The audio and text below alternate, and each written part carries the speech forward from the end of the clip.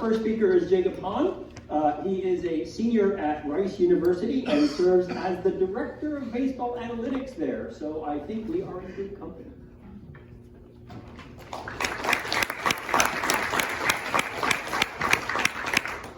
Thank you, Tom. My name is Jacob Hahn, and alongside my professors from Rice University, Scott Powers, Mallesh, Andrew Schaefer, I'm very proud to be here presenting on the 2-foot rule, which is a game theoretic analysis of the pickoff limit in Major League Baseball. So to start things off, this project was inspired by the new pace of play rules that Major League Baseball put in place for the 2023 season. Most notably, we're interested in the rule limiting pitchers to 2 legal disengagements per plate appearance. Disengagement is defined as any time the pitcher steps off the rubber, whether that's to attempt a pickoff, to fake a pickoff, or simply to collect himself. After the 3rd disengagement in the plate appearance, all runners advance 1 base if an out is not made. And if for any reason the runner advances within a plate appearance, the disengagement counter resets back to 0. Also, slightly less important, but still notable, is that the base size increased by 3 square inches before this season, making the bases slightly closer together. So these rules had a pretty significant influence on the running game, as both the frequency and success rate of pickoffs increased year over year. We also saw a very dramatic increase in the frequency and success rate of stolen bases. What this rule also did was limit the number of paths that a plate appearance can go down to a finite set of states. It created a new risk-reward framework of attempting to pick off a rubber. And we were very interested in examining that framework and trying to ask the question, how should a runner select the lead distance in order to maximize their team's run expectancy? We also wanted to evaluate how well runners select their lead distances and how many runs they can cost their teams by not following this optimal behavior. Similarly, from a pitcher's point of view, how well do pitchers decide when to pick off? And how many runs do they cost their teams by not following their optimal behavior? The main result that we found was what we like to call the 2-foot rule, which says that after each disengagement, a base runner should extend their lead by about 2 feet in a typical scenario. So to dive in on our approach, let's look at how we actually got to these results. So in order to calculate the optimal lead distance for a runner, we used 2 different models. We started with a mixed effects logistic regression model. We used that to estimate how lead distances and player skill affect the transition probabilities between the various states that a plate appearance can find itself in. Then we used the Markov decision process, which took these transition probabilities and used them to update the value of the different states. In each state, we can pick the lead distance that leads to the maximum run value in order to determine which lead distance would be optimal. So starting with the first model, the mixed effects logistic regression on each possible outcome. The inputs to these models were the lead distance, the number of disengagements, the count, the outs, and the skill of the players involved.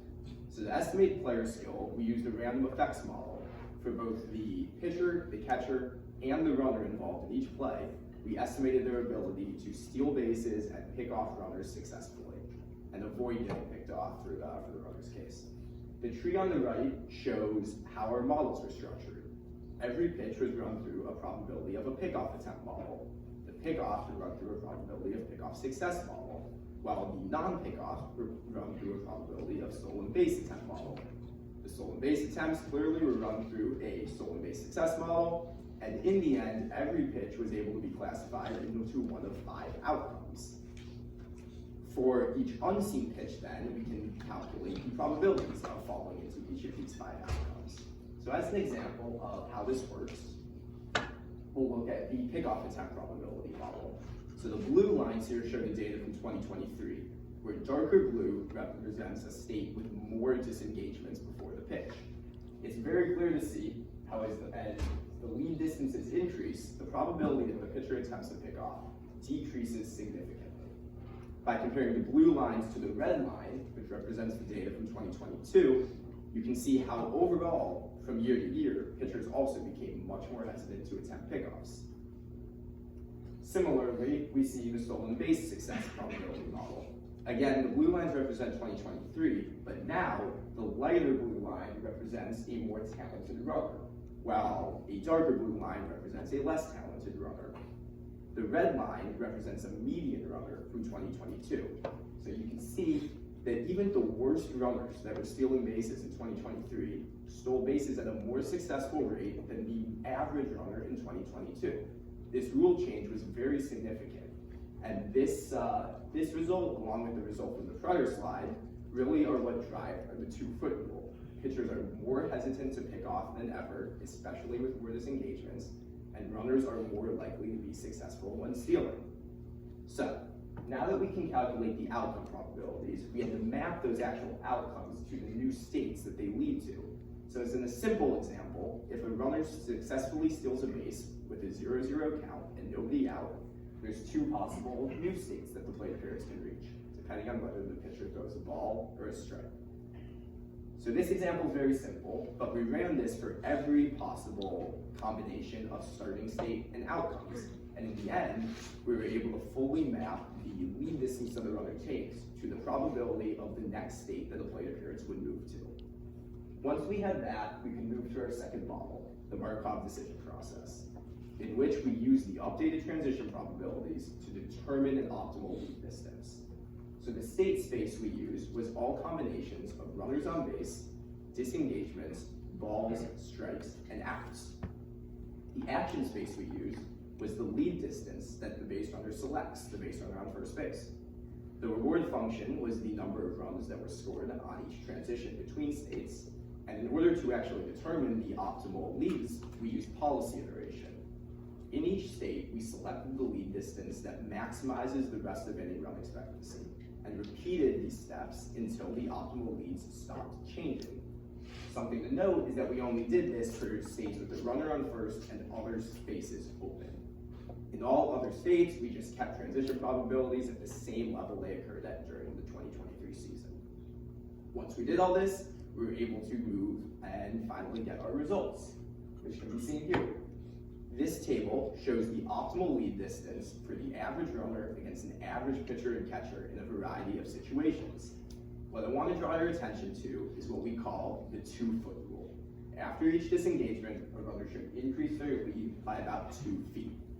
To be a little more specific, it's about 1.5 feet after the first disengagement and about 2.5 feet after the second disengagement.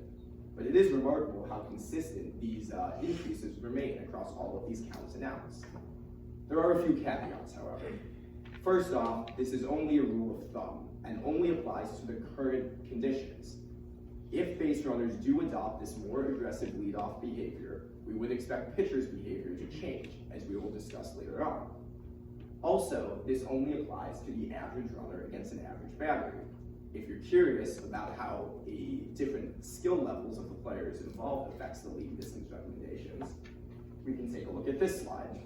So this chart shows how the skill of the battery, which includes the pitcher and the catcher, and the skill of the runner influence the lead distance recommendations. I'll draw your attention to a couple specific states. First, the state with a 90th percentile battery against a 10th percentile runner. Clearly much more favorable than average for the defensive team. And thus, we see that the lead distance recommendations are several feet shorter than what we would have expected in a typical scenario. However, we do notice that the increases from 0 to 1 and from 1 to 2 are larger than they were in the median scenario. We can contrast this with the opposite situation, where a skilled runner is facing off against a very weak battery.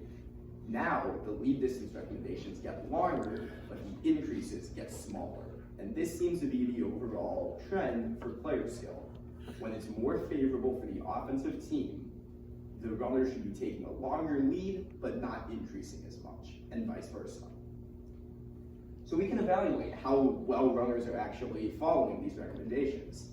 This chart shows how the average leads compare to what we would recommend in various situations. And we can see there's a lot more room for runners to be more aggressive, especially in those situations where the pitcher has already disengaged once or twice at the plate appearance. Runners very rarely reach the recommended threshold for their lead distance.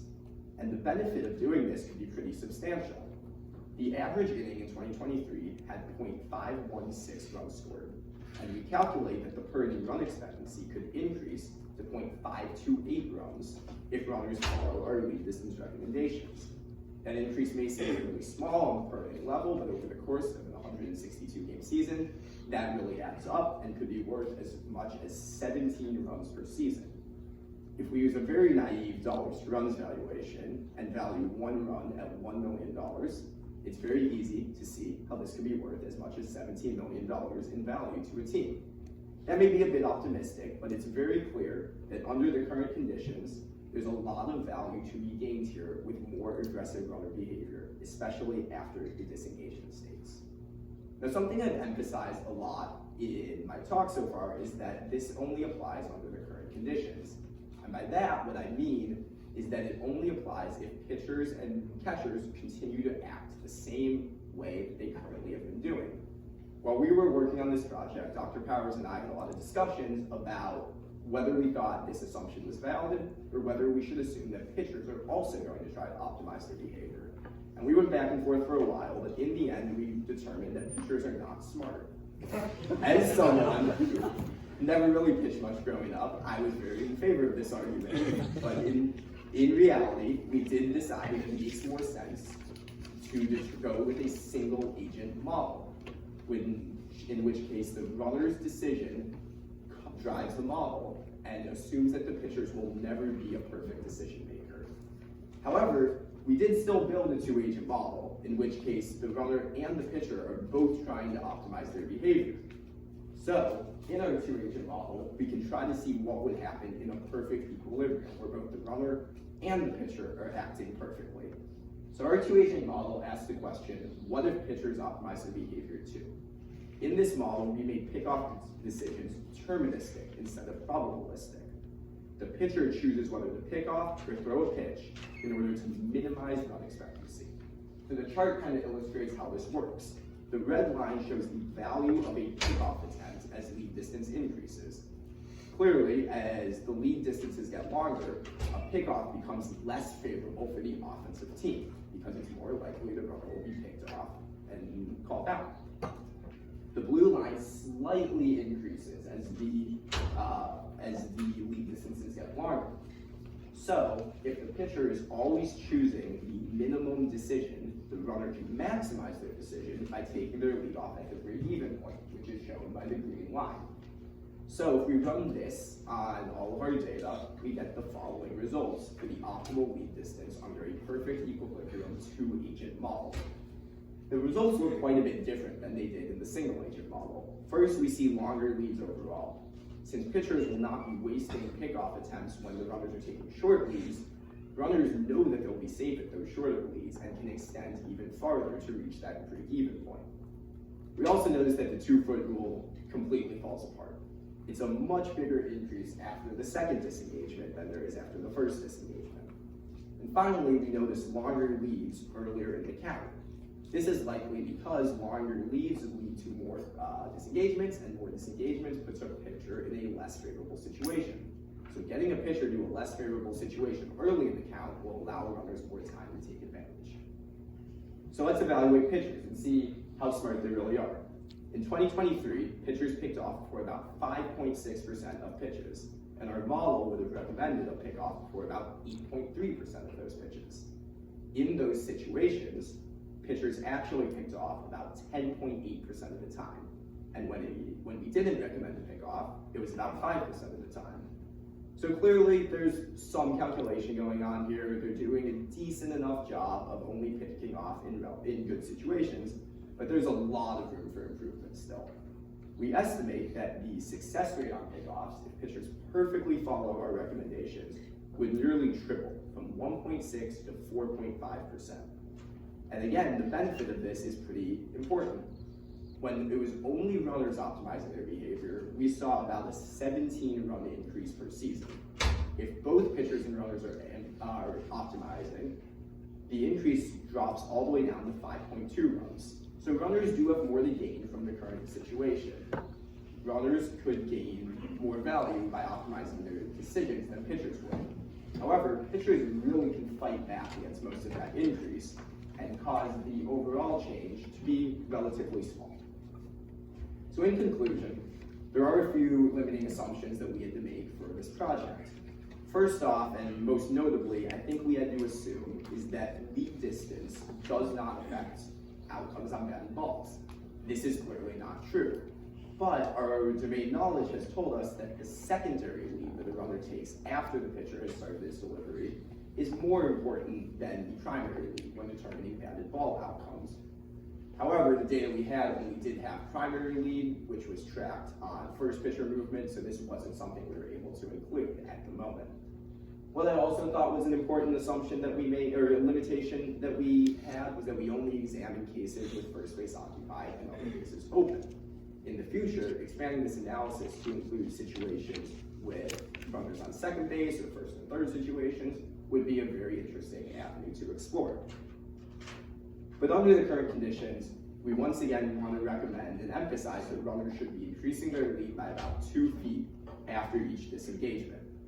We also believe that pitchers should be picking off more often, but only in those situations where runners are taking longer leads. They shouldn't be wasting pickoffs when runners are only a couple feet off the base. As we've already outlined, these changes would have strategic benefits to both sides of the ball. However, we also believe that these changes would be good for the sport in general. These changes will lead to more offense, more base running action, and fewer wasteful pickoffs, all of which are points of emphasis that Major League Baseball is trying to implement with these recent rule changes. We also believe that faster players would begin to be favored a bit more in the roster construction, as the value and the amount of impact the runner on base could have would increase. So I think a lot of the recent statistical trends that we've seen in Major League Baseball have been heavily criticized by fans as having a negative impact either on the quality of play or on the overall aesthetic of the game. When I say that, I'm thinking of trends like starting pitchers not going as deep into games, or batters emphasizing the 3 true outcome or the bust approach. So I think it's really exciting that we have found a couple of clear recommendations that not only would provide strategic benefit to help teams win more games, but would also make the sport more watchable and more engaging for fans. So hopefully we do start to see some better decision making from runners and pitchers in the near future. I want to thank Major League Baseball for the cool leadoff distance data set they gave us access to, and I also want to thank CASSIS and all of you for the opportunity to present. Thank you.